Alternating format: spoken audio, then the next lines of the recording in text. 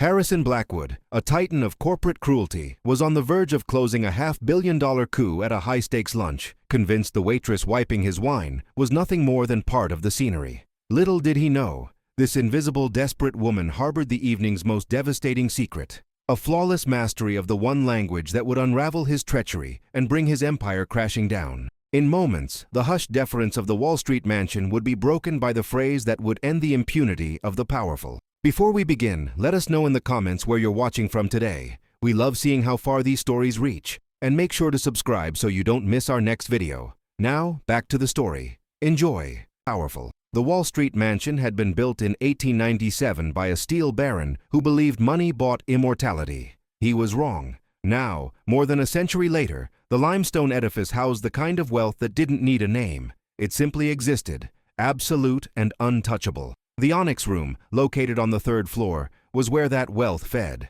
Leah Moretti straightened the collar of her flawless black blouse and checked her reflection in the hallway's Venetian mirror. 26 years old, brown hair pulled back in a perfect bun, understated makeup, invisible, in the exact way protocol demanded. In her hands she carried the reservation's iPad, and tucked discreetly into the pocket of her black skirt was a pocket-sized Japanese dictionary with a worn leather cover. Its yellowed pages were stained with blue ink, notes from her father, dead 7 years. The Onyx Room was a private hall that cost $50,000 just to book. The walls were lined with polished black onyx, reflecting the crystal chandeliers in golden fragments.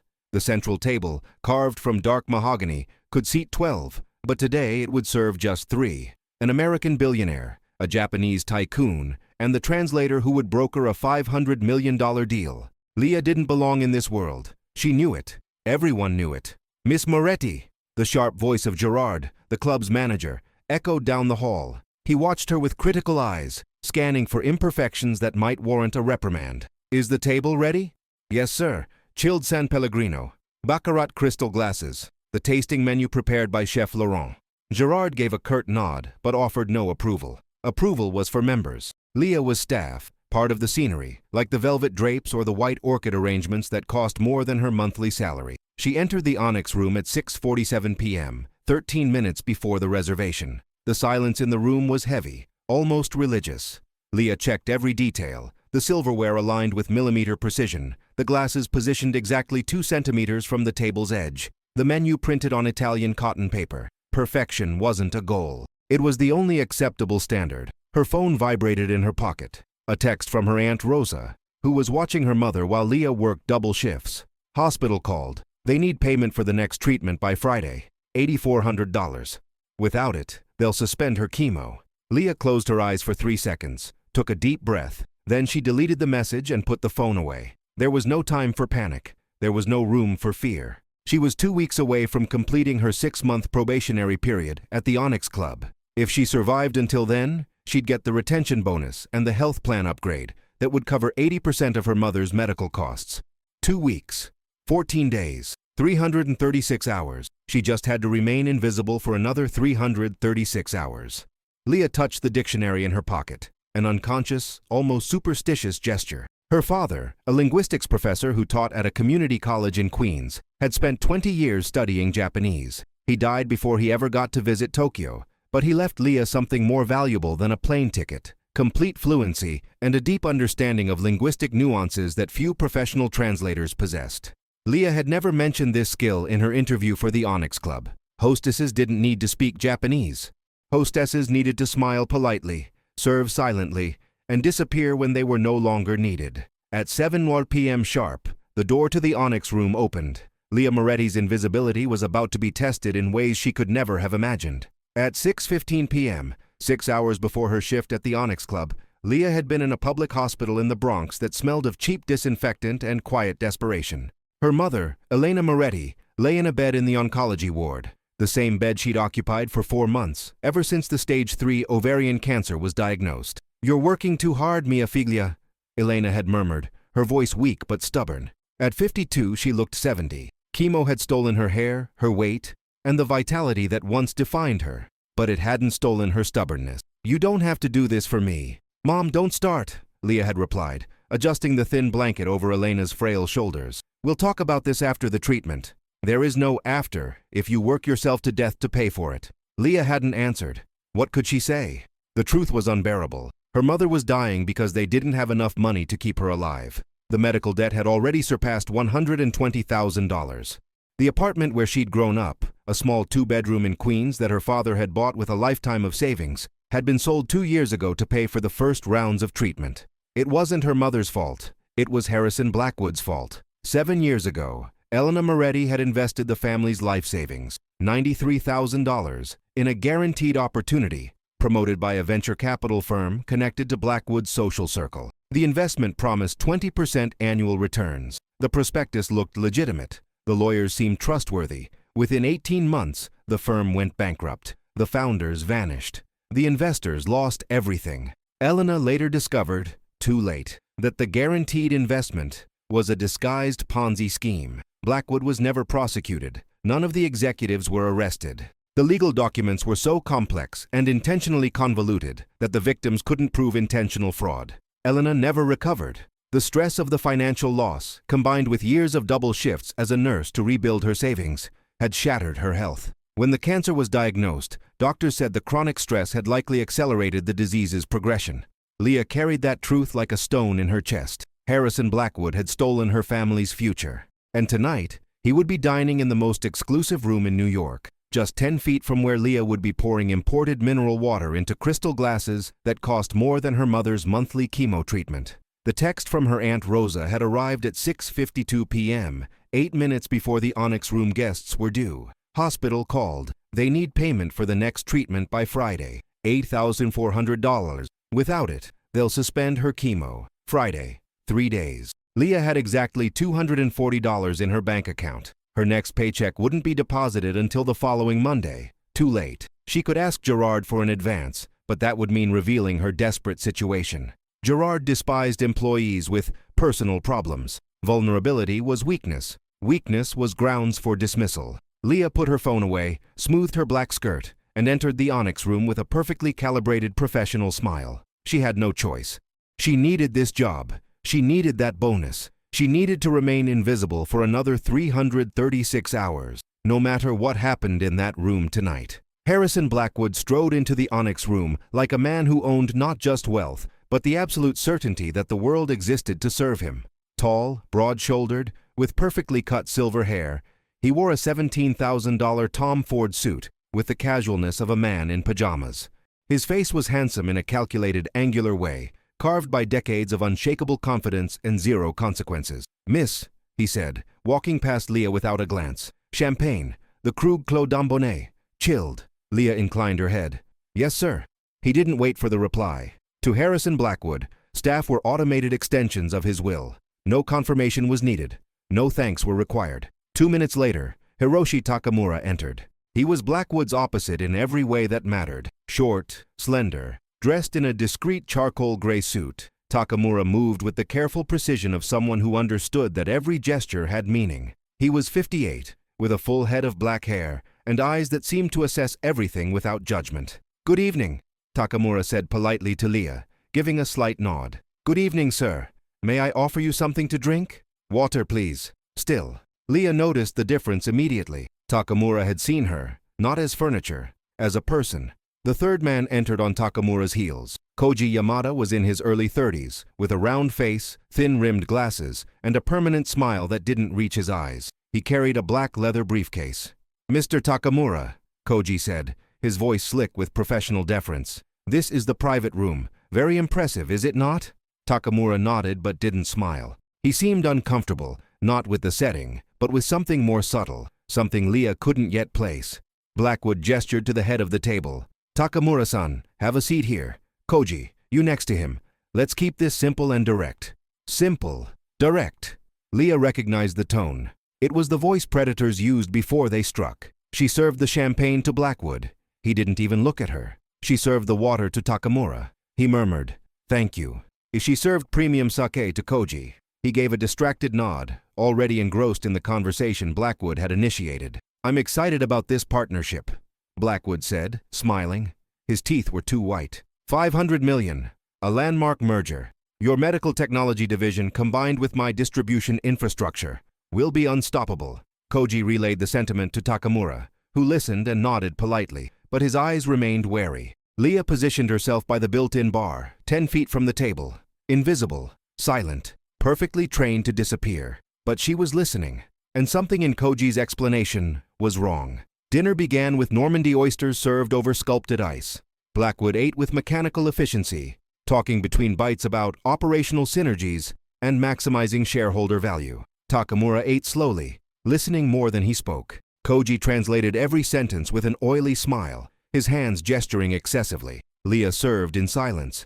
She cleared plates. She refilled glasses. She removed used silverware. No one looked at her. She was a shadow, useful when needed, non-existent when not. "So," Blackwood said, dabbing his mouth with his linen napkin, "let's get to the contract. Koji, explain it page by page. I want Takamura-san to understand every detail." Koji opened his briefcase and spread documents across the table. Dozens of pages printed on the letterhead of BlackCorp Industries. The logo was black and gold, aggressively luxurious. "Page 1, Blackwood began, running his finger along the first clause. "Basic merger structure. Your company, Takamura Medtech, will be absorbed as a wholly owned subsidiary of BlackCorp. You retain 49% of the shares. I maintain 51. Koji turned to Takamura. "He says you will retain a significant stake with equitable voting rights." Leah's stomach tightened. They weren't the same thing. 49% without equitable voting rights meant Takamura would be a minority shareholder, with no real power in company decisions. Takamura frowned slightly but didn't interrupt. Blackwood continued. "Page 5, debt structure. Your company assumes joint liability for all of BlackCorp's existing financial obligations related to the medical sector." Koji turned to Takamura again. "This details a strategic sharing of investments in the medical sector." Leah felt her hands begin to tremble. She knew just enough legal terminology. Her father had studied not only linguistics, but international contract law. She knew what joint liability for financial obligations meant. Takamura would be taking on Blackwood's debts. It was a trap, a heist disguised as a merger. Blackwood moved through the pages, his voice confident and relentless. Koji kept twisting the explanations, every phrase carefully distorted, every predatory clause softened into benign language. Leah clutched her father's dictionary in her pocket, her nails digging into the worn leather. Should she intervene? Could she intervene? No, she couldn't. It wasn't her place. It wasn't her problem. "But this is exactly what happened to Mom," a voice screamed inside her head. "The same con, the same lies." Blackwood raised his champagne flute. Page 12. Final clause. Asset distribution in the event of dissolution. He smiled. "Just standard legal boilerplate." Koji quickly explained to Takamura. "These are just standard mutual protections." Leah couldn't help it. She knew what was on page 12. She'd studied contracts like this with her father. Asset distribution in the event of dissolution meant that if the company was dissolved, and Blackwood would have full control over when that happened, he would get all the assets. Takamura would be left with the debts, $500 million. It wasn't a merger, it was a robbery. Blackwood reached for his glass of red wine, a 2010 Chateau Margaux that cost $1,200 a bottle. He took a sip, savoring it. Then, deliberately, he tipped the glass over. Dark red wine spilled across the mahogany table, bleeding toward the documents. Droplets splashed onto Takamura's suit. "Oops," Blackwood said, with no urgency. "Miss, clean that up." Leah froze. He wasn't looking at her. He was looking at Takamura, smiling. The spill had been intentional, a display of power, a reminder of who controlled the room. "Miss," Blackwood repeated, his voice colder. "Now." Leah took the service cloth and knelt beside the table. Her position put her directly beneath Blackwood, forcing her to look up at him like a supplicant. She began to blot the wine, her hands working quickly. "Nice furniture," Blackwood murmured to Koji, tilting his head toward Leah, but mute. "That's what they're for, functional decoration."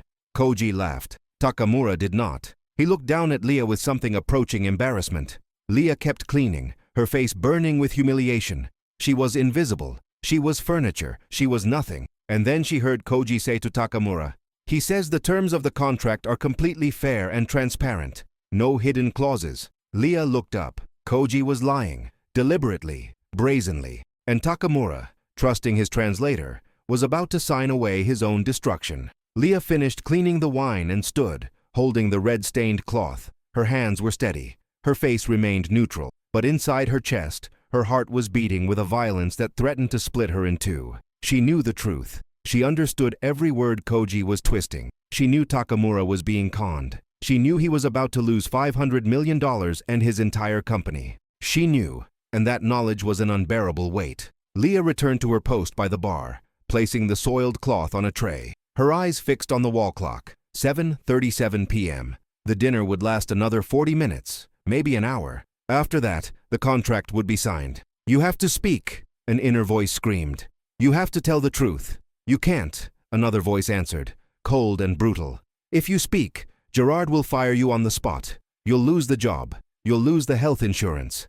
The hospital will suspend your mother's treatment on Friday." Leah touched the dictionary in her pocket. Her father always said that language was power, not to dominate others, but to protect the helpless. He had taught Japanese to immigrants for free. He had helped families understand predatory contracts. He had believed knowledge should be used for justice. But her father never had to choose between justice and the life of someone he loved. At the table, Blackwood was turning to page 16. Only 3 more pages until the signature clause. Takamura was listening intently, his brow furrowed in concentration. He trusted Koji. Why wouldn't he? Koji had been his employee, his personal translator for 2 years. Leah watched Takamura study the document, his eyes moving over English characters he only partially understood. He looked tired. He looked vulnerable. He looked exactly like Leah's mother had 7 years ago, studying documents that promised security and delivered ruin. "If you don't speak, he'll lose everything," the first voice insisted, "just like your mother lost everything." "If you speak, your mother will die,"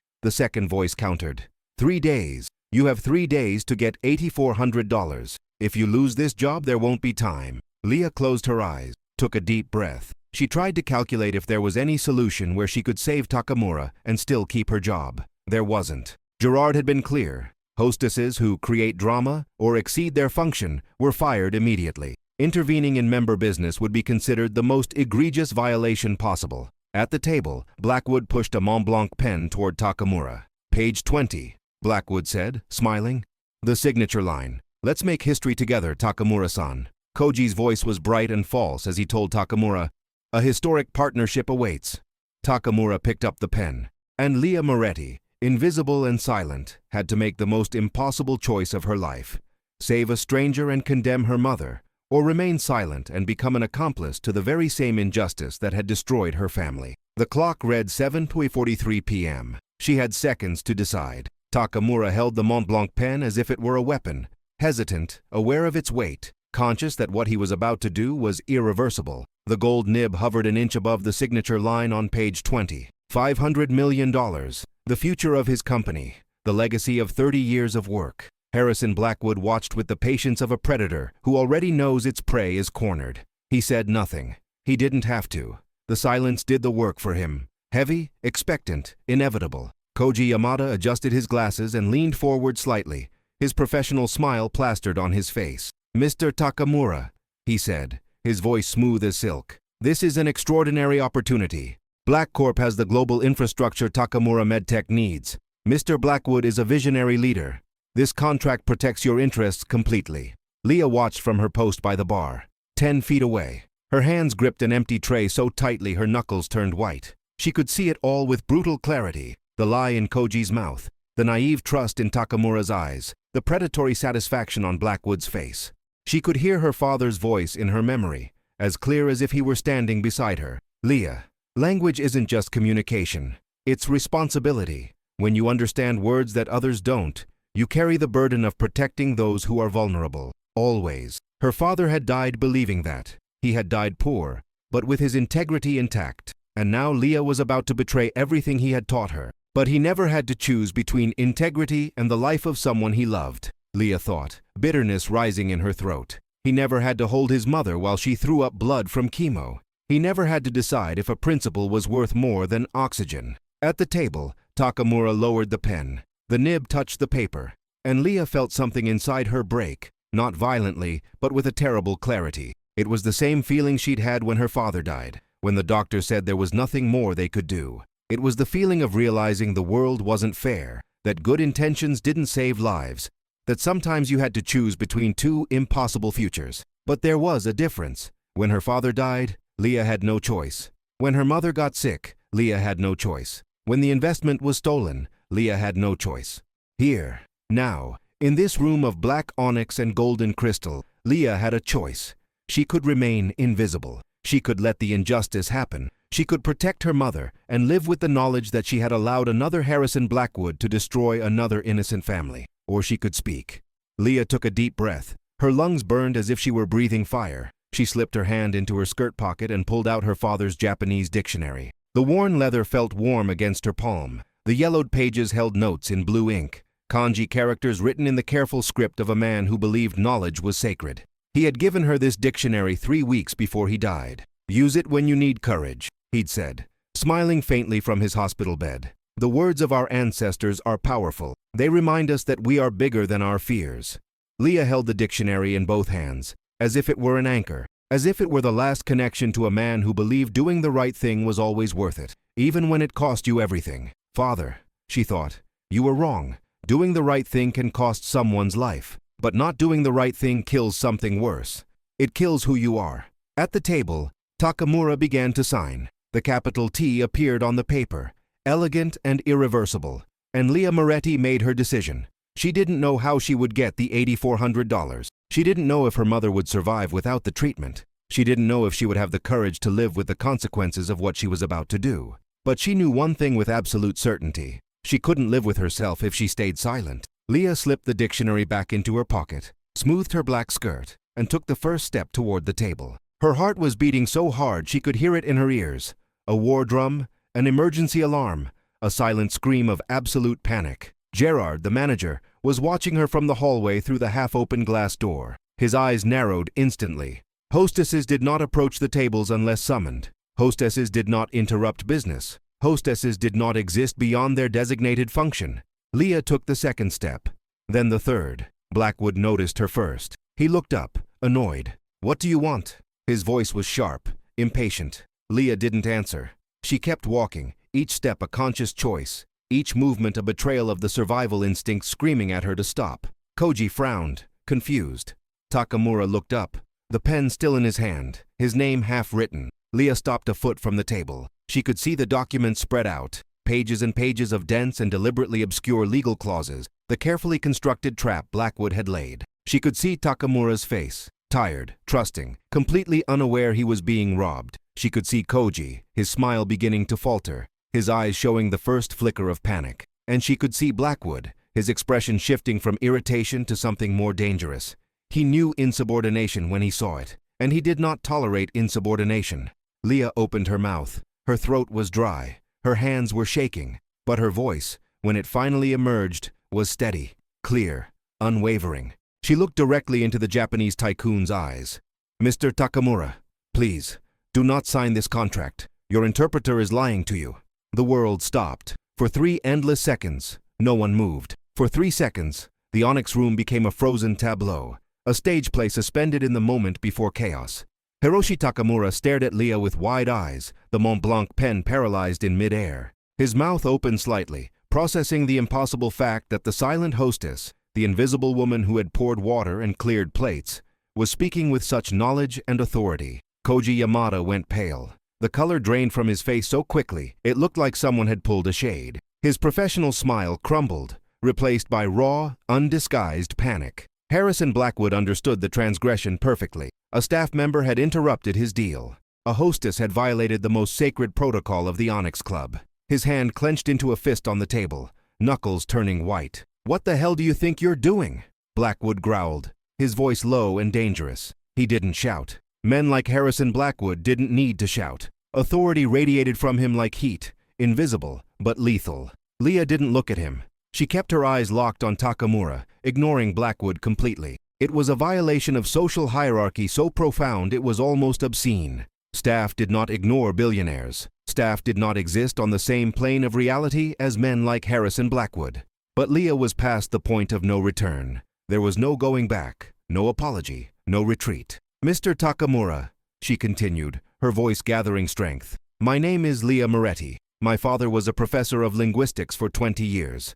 I understand everything being said in this room. And I need you to know, the contract you're about to sign is not a merger. It is a fraud." Takamura blinked. His hand lowered slowly, placing the pen on the table. He said nothing yet, still processing, still trying to understand if what was happening was real. Koji finally reacted.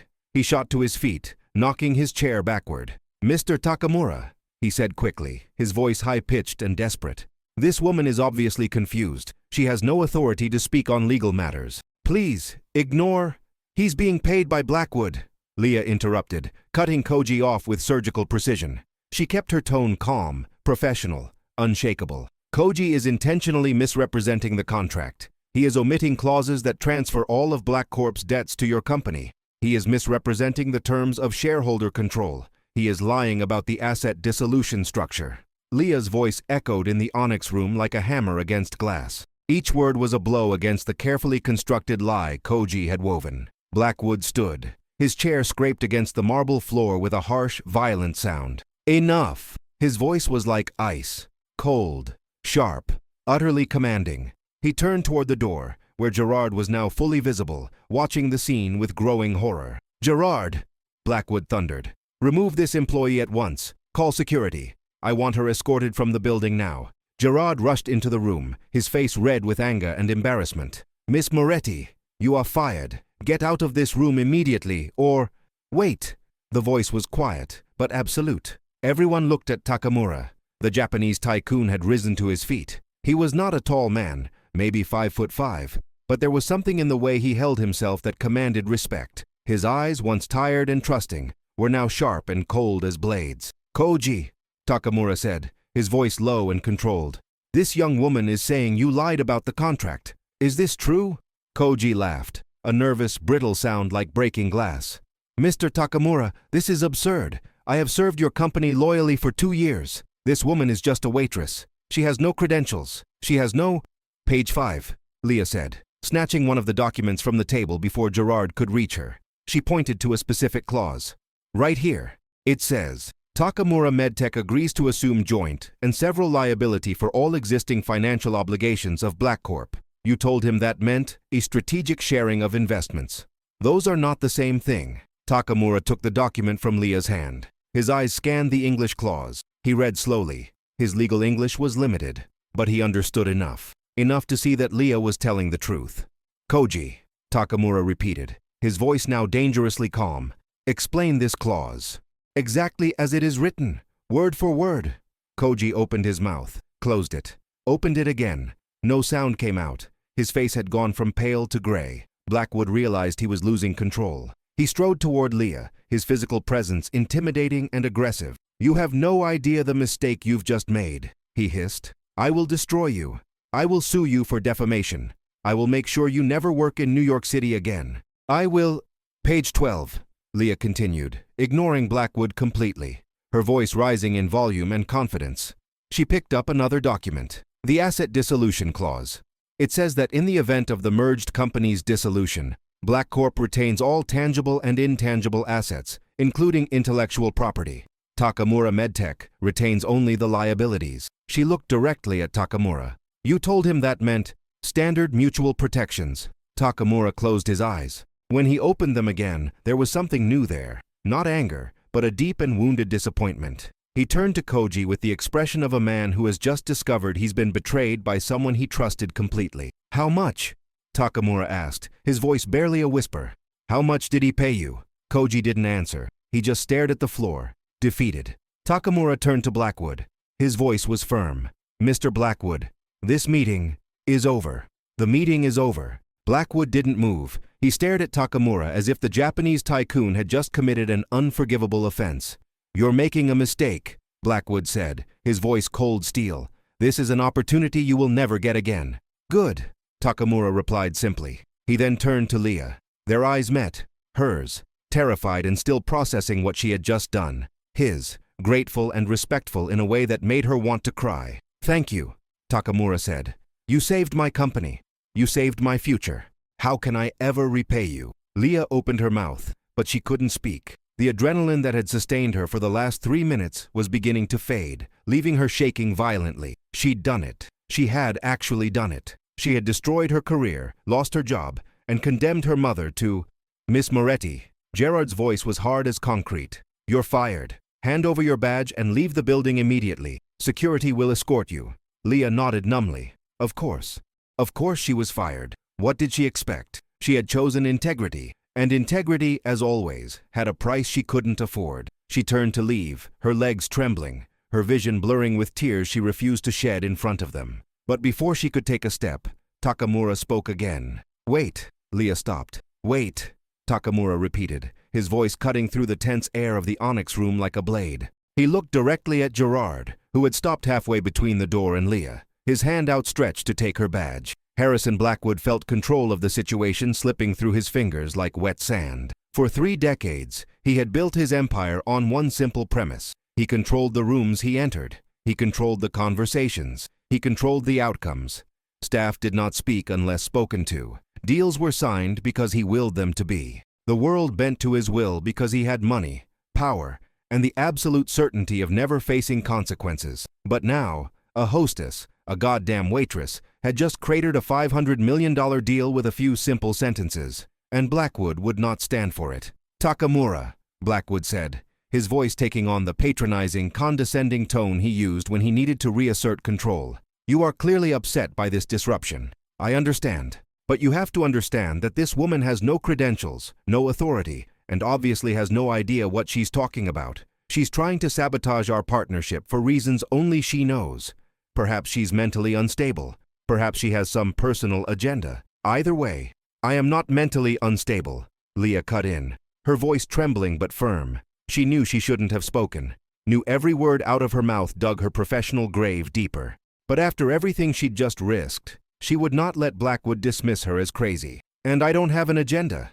I have a degree in linguistics from Columbia University." "You're not certified in anything," Blackwood thundered, his mask of civility finally cracking. He advanced on Leah, invading her personal space in a deliberately intimidating way. "You are a service employee who has just committed a gross violation of protocol. Gerard, I want this woman removed now. And I want a full investigation into how someone so clearly unfit was ever hired in the first place." Gerard, now sweating, tried again to approach Leah. "Miss Moretti, I will not ask again."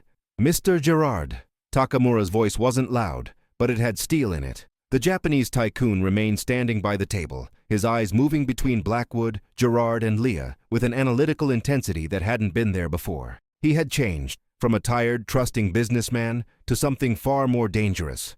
"This woman, she understands. She knows legal terms. She explained the contract differently than Koji." Blackwood forced a smile. "Takamura-san, I've worked with Koji for years. He's one of the most respected translators in New York. This woman probably picked up a few phrases and is pretending."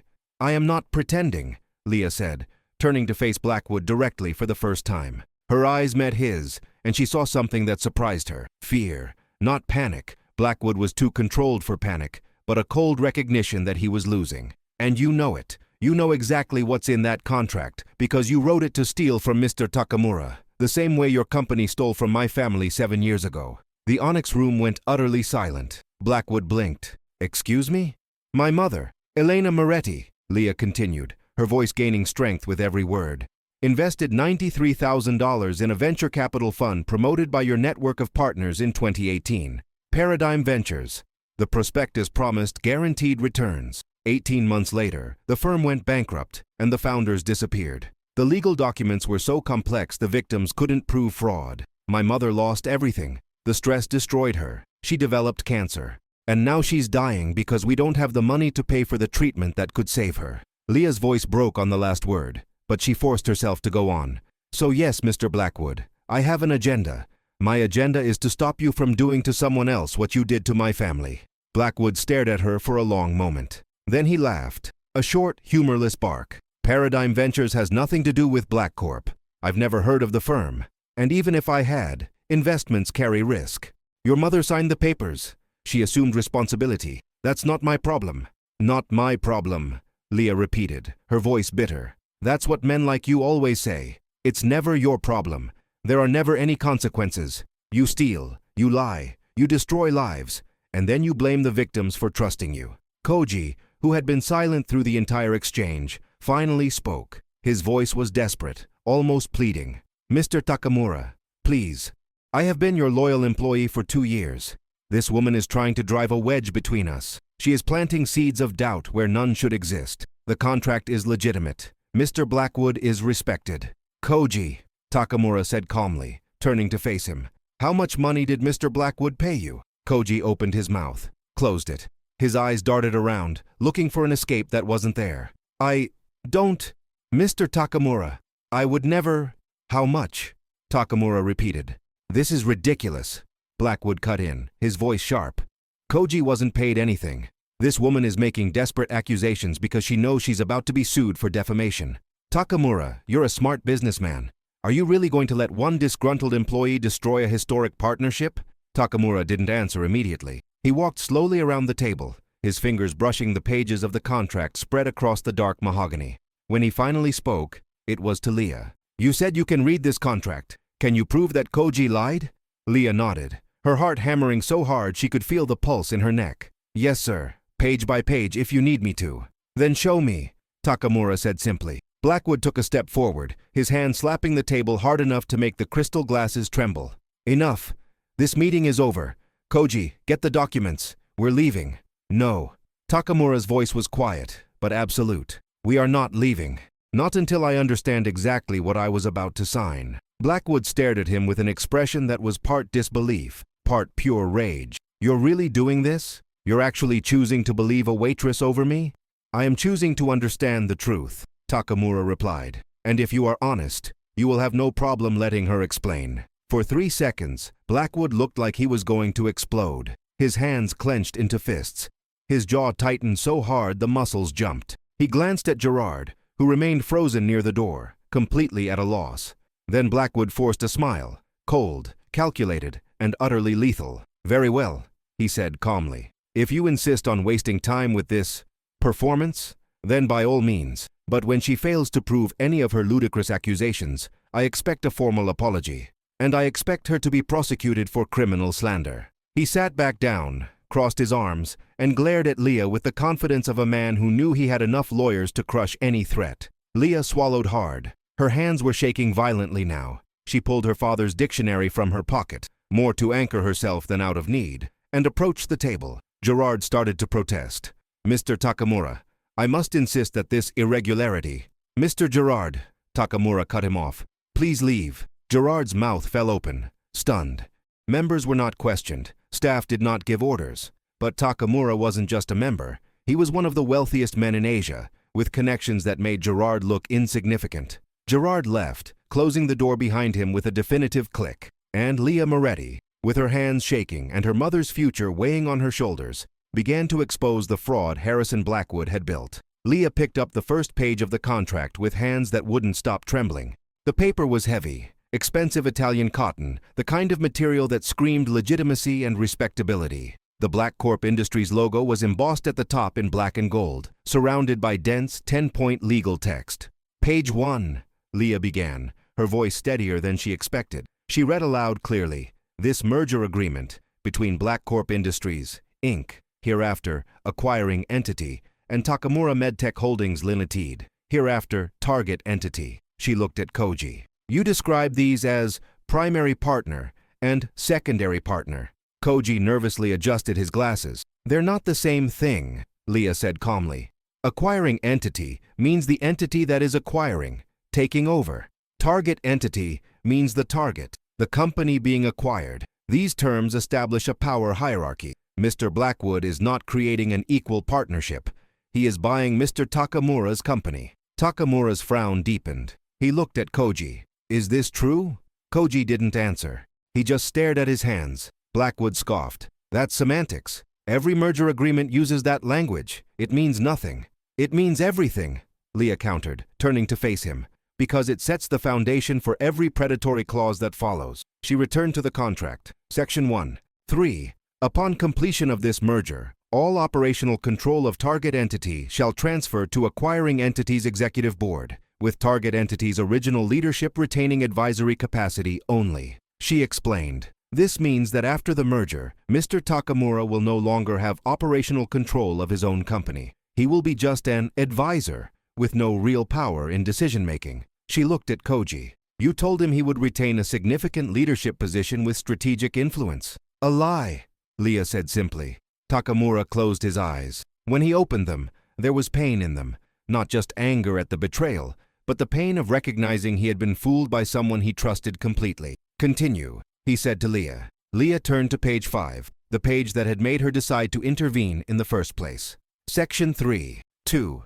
Target entity agrees to assume joint and several liability for all existing financial obligations of acquiring entity related to medical, pharmaceutical, and clinical research sectors.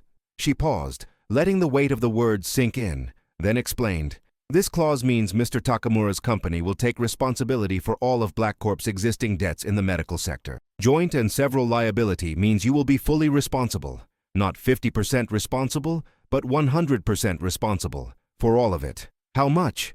Takamura asked, his voice tense. "How much is in Exhibit C?" Leah flipped quickly to Exhibit C, located in the final pages of the contract. As her eyes scanned the numbers, she felt her stomach drop.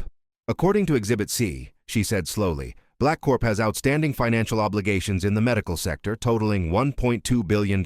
That includes $400 million in debts from failed pharmaceutical acquisitions, $300 million in class action lawsuits for faulty medical devices, $200 million in unpaid venture capital loans, and $300 million in unspecified contingent liabilities." The silence in the Onyx room was absolute. Takamura looked at Blackwood, his face a mask of careful control. "Mr. Blackwood, you want, I pay, $1.2 billion for your debts?" Blackwood didn't blink. "Those are not debts. They are investment opportunities that require temporary capitalization. With the combined resources of our companies." "Lies," Leah interrupted, her voice rising. "Those are toxic debts you can't pay. You're trying to shift them onto Mr. Takamura and then dissolve the company, leaving him with all the liabilities while you keep all the assets." She flipped to page 12. "That's exactly what Section 7.4 says." She read it aloud, her voice thick with barely suppressed rage. "In the event of dissolution, all tangible and intangible assets shall revert to acquiring entity. Target entity shall retain responsibility for all outstanding liabilities." She saw Takamura's face grow progressively paler with each word. "This means," Leah explained, her voice trembling with indignation, "that if the company is dissolved, and Mr. Blackwood would have full control over when that happens, because he has 51% of the shares, he would get all of your medical patents, all of your proprietary technology, all of your clients, and you would be left with $1.2 billion in debt." "How did Koji explain this?" Takamura asked, his voice dangerously quiet. Koji was sweating now. Beads of perspiration ran down from his forehead. "Standard mutual protections in case of unforeseen circumstances," he mumbled. "Mutual protections," Takamura repeated, his voice hollow. He looked at Koji with an expression that was worse than anger. It was absolute disappointment. "You betrayed me, Koji. For how much?" "Mr. Takamura, I can explain." "How much?" Takamura shouted, his voice echoing through the Onyx room for the first time. The mask of control finally cracked, revealing the fury and hurt underneath. Koji stared at the floor. $500,000, he whispered, and the promise of an executive position at BlackCorp after the merger. Takamura closed his eyes as if he'd been physically struck. When he opened them again, there were unshed tears in them. 2 years, he said, his voice breaking. "I trusted you for 2 years. I treated you like family. And you sold me for $500,000. Leah felt tears burn her own eyes. She knew that pain, the pain of trusting someone and discovering they had betrayed you. She'd felt it when she learned about the fraudulent investment that destroyed her family. But she wasn't done. There was more. "There's more," Leah said, flipping to page 17.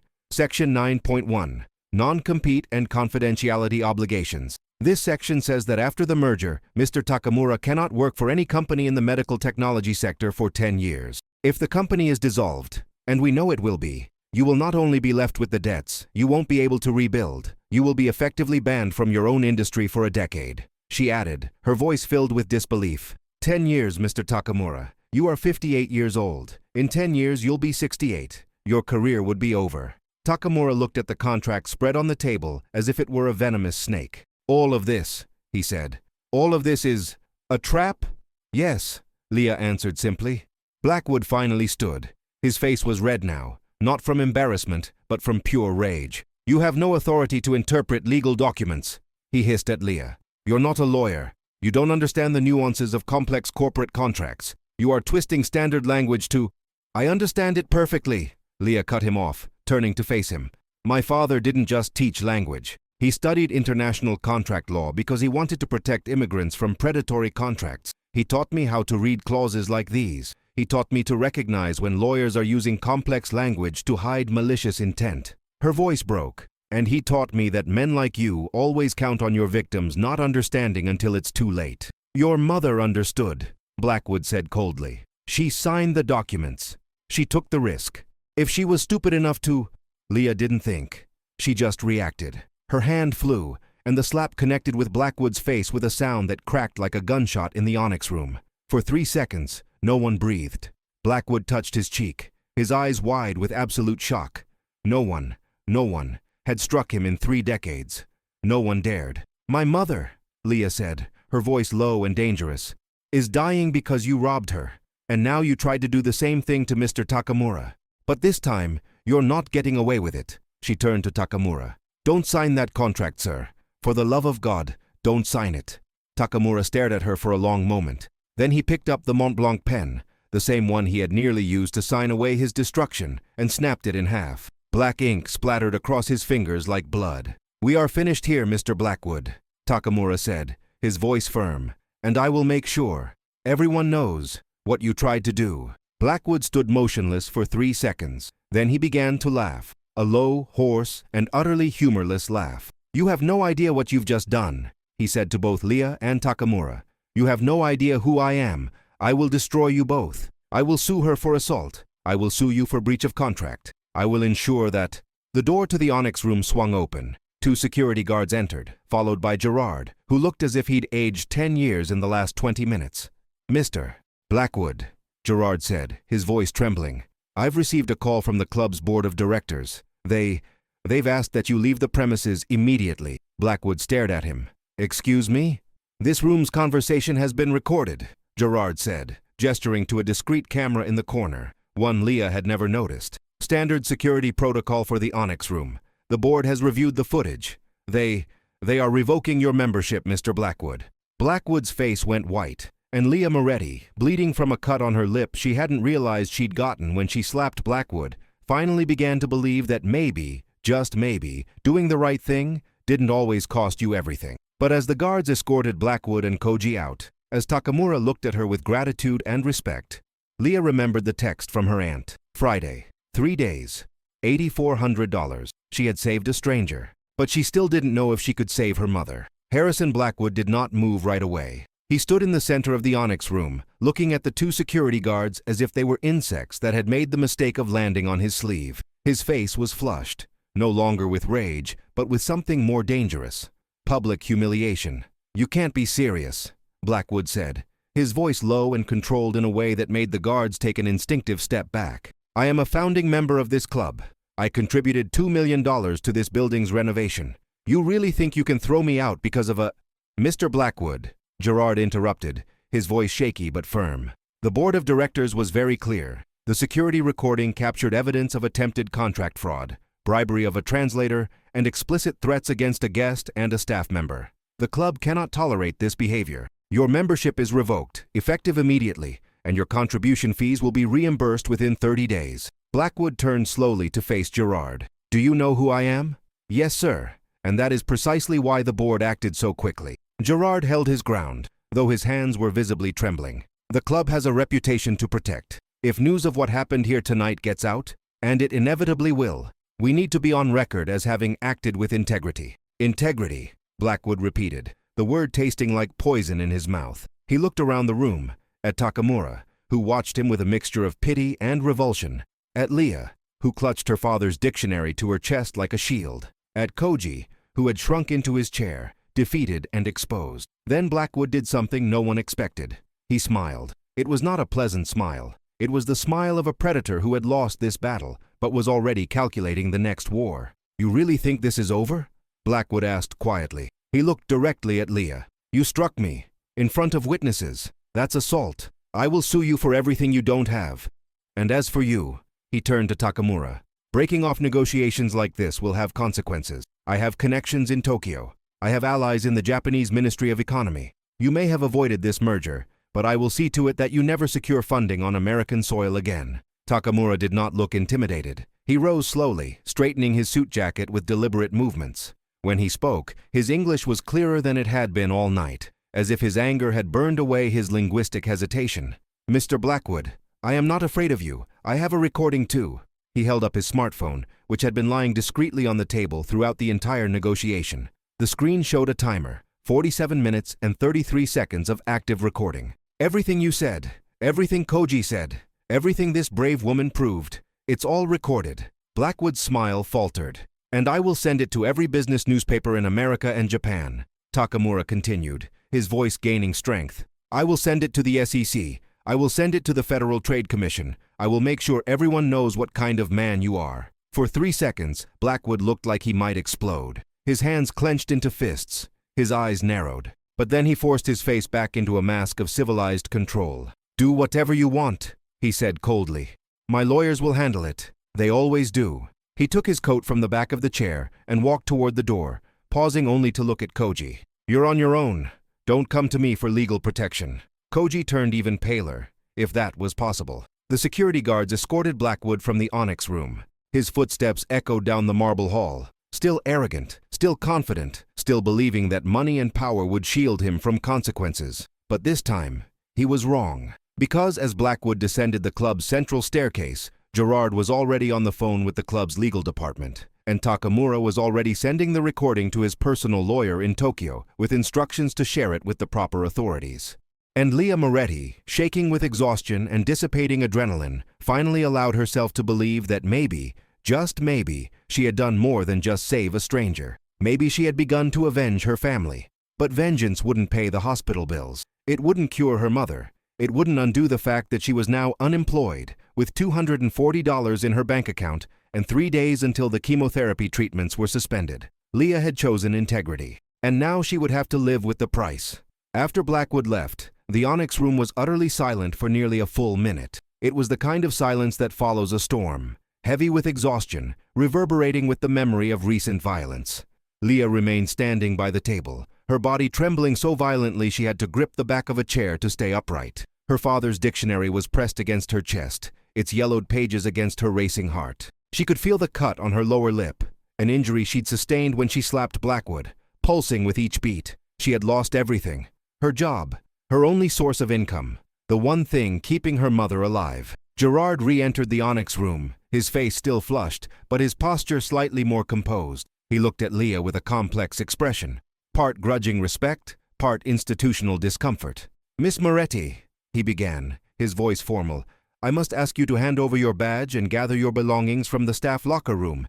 Your termination is effective immediately, although—" He paused, seeming to struggle with the words. "Although the circumstances are extremely irregular." Leah nodded numbly. Of course she was fired. She had violated nearly every rule of club protocol. The fact that she had exposed a $500 million fraud was irrelevant to institutional bureaucracy. "Wait." Takamura stood, his voice cutting through the resignation in the air. He looked at Gerard with quiet but undeniable authority. "This woman saved me from losing everything. She risked her job, her future, to protect a stranger. And you're firing her?" Gerard looked uncomfortable. "Mr. Takamura, I understand your gratitude, but club protocol is very clear. Staff cannot—" "How much does she make?" Takamura interrupted. Gerard blinked, confused by the change of direction. "I'm sorry?" "Her salary. Per year." That's confidential employee information, sir." Takamura turned to Leah. "Miss Moretti, how much do you make here?" Leah cleared her throat, her voice hoarse. $42,000 a year, plus health benefits after the 6-month probationary period. She paused, then added bitterly, "I was 2 weeks away from completing it." Takamura nodded slowly. Then he turned back to Gerard. "Mr. Gerard, I have been a member of this club for 5 years. I pay a membership fee of $100,000 per year, correct?" "Yes, sir." "Then I have influence?" Gerard hesitated, then nodded. "Considerable influence, sir." "Good. Then I will tell you this. If you fire this woman, I will cancel my membership, and I will tell every Japanese businessman I know, and I know many, to cancel as well. We will find a different club, a better club, a club that values integrity over protocol." Gerard's face went pale. The threat was obvious and devastating. Japanese members accounted for nearly 15% of the club's total roster, a loss the board would never permit. "Mr. Takamura," Gerard said quickly, "perhaps we can reconsider the circumstances. Given Mr.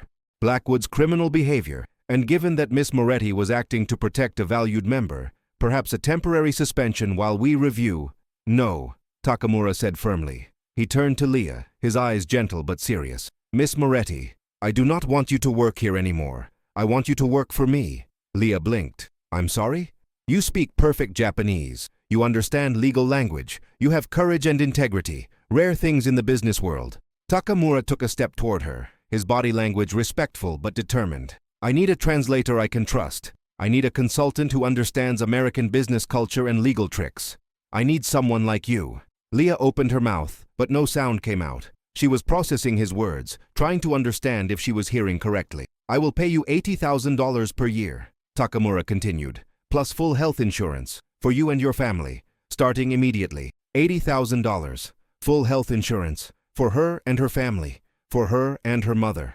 Leah felt tears burn her eyes. Mr. Takamura, I don't know what to say. Say yes, Takamura replied simply. You saved my company. You saved my future.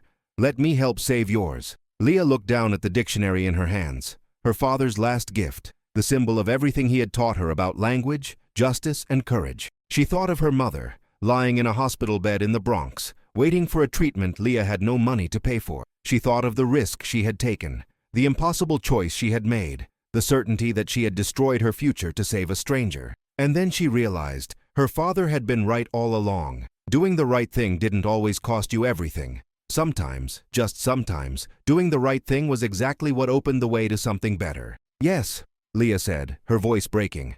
Yes, I accept. Takamura smiled, a genuine warm smile that completely transformed his face. Good, then we will start tomorrow. But first, he picked up his smartphone again. I will call my lawyer in Tokyo. We will make sure Blackwood faces consequences, not just for what he tried to do to me, for what he did to your family, too. Leah looked at him through her tears. Why? Why are you doing this for me? Takamura looked at her with a quiet seriousness. In Japan, we have a saying, ongeishi, repaying kindness. You saved me when you had every reason to stay silent. You risked everything for a stranger. That kind of integrity. He paused, searching for the words. That kind of integrity is priceless, and I will never forget a debt of honor. Gerard, seeing his authority had been completely circumvented, quietly backed toward the door. Koji, forgotten in the corner, gathered his things and slipped out without a word, broken, disgraced, and utterly alone. And Leah Moretti, clutching her father's dictionary and crying tears of relief and exhaustion, finally allowed herself to believe that justice, real, tangible justice, was possible. 3 months later, Leah Moretti sat by her mother's hospital bed, no longer in a crowded public ward in the Bronx, but in a private room at Memorial Sloan Kettering Cancer Center, one of the best oncology hospitals in the world. Elena Moretti was sleeping, her face fuller than it had been in months. The state-of-the-art chemotherapy was working. The doctors were cautiously optimistic. The words remission and survival had started to appear in conversations that once held only palliative and limited time. Leah held her father's Japanese dictionary, her constant companion, her talisman of courage. The yellowed pages were more worn now, stained with tears and coffee and the marks of being carried in pockets and purses through months of transformation. Her phone vibrated. A text from Takamura. Meeting with SEC tomorrow, 10 a.m. They want your testimony about Blackwood. Your lawyer will be there. We are ready. Leah smiled. In the 3 months since that night in the Onyx Room, a great deal had happened. Takamura's recording, combined with the club's security footage, had triggered a federal investigation into Harrison Blackwood and Blackcorp Industries. The SEC had uncovered not just the attempted fraud against Takamura, but a decades-long pattern of predatory contracts, fraudulent mergers, and investment schemes that had destroyed dozens of companies and families, including Paradigm Ventures, the firm that had stolen Elena Moretti's life savings 7 years ago. Investigators found financial records linking Blackwood directly to Paradigm's founders. They found emails, wire transfers, irrefutable proof of a conspiracy to commit fraud. Blackwood was now facing federal criminal charges. His assets had been frozen. His company was in the process of a forced dissolution. And for the first time in his life, Harrison Blackwood was learning what it meant to face real consequences. But revenge, Leah discovered, wasn't as sweet as she had imagined. It didn't bring back the 7 years her mother had lost. It didn't undo the stress that had contributed to her cancer. It didn't resurrect her father. What brought peace wasn't Blackwood's downfall. It was this. sitting beside her mother in a hospital where she was getting the best possible care, paid for in full by the health insurance provided by a job Leah loved, working for a man who respected her and valued her integrity. Elena's eyes slowly opened. When she saw Leah, she smiled, a weak but genuine smile. "You're still here, mia figlia. You should be working." "My boss gave me the afternoon off," Leah replied, squeezing her mother's hand. "He said family is more important than business." Elena chuckled softly. "You found a good man to work for." "I did." Leah paused, then added, "Mom, the investigator said the victims of Paradigm Ventures are going to get restitution from Blackwood's frozen assets. It won't be everything you lost, but it's justice," Elena finished, squeezing her daughter's hand. "And justice is enough." Leah looked down at the dictionary in her lap. She thought of her father, the man who had dedicated his life to teaching language as a tool for protection and justice. The man who had believed knowledge was responsibility. The man who had given her this dictionary and said, "Use it when you need courage." She had used it, and it had changed everything. "Dad would be proud of you," Elena murmured, following Leah's gaze to the dictionary. "You did what he always taught. You used your words to protect the helpless." Leah smiled through her tears. "I almost didn't. I almost chose silence. But you didn't. And that choice, that courage, it didn't just save that Japanese man. It saved you.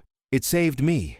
It saved our family." Elena closed her eyes again, tired but at peace, and Leah Moretti, holding her father's dictionary and watching her mother breathe easily for the first time in years, finally understood the most important truth her father had tried to teach her. Integrity isn't about making the easy choice. It's about making the right choice, even when you think it will cost you everything. And sometimes, just sometimes, making the right choice doesn't cost you everything. Sometimes, it saves everything.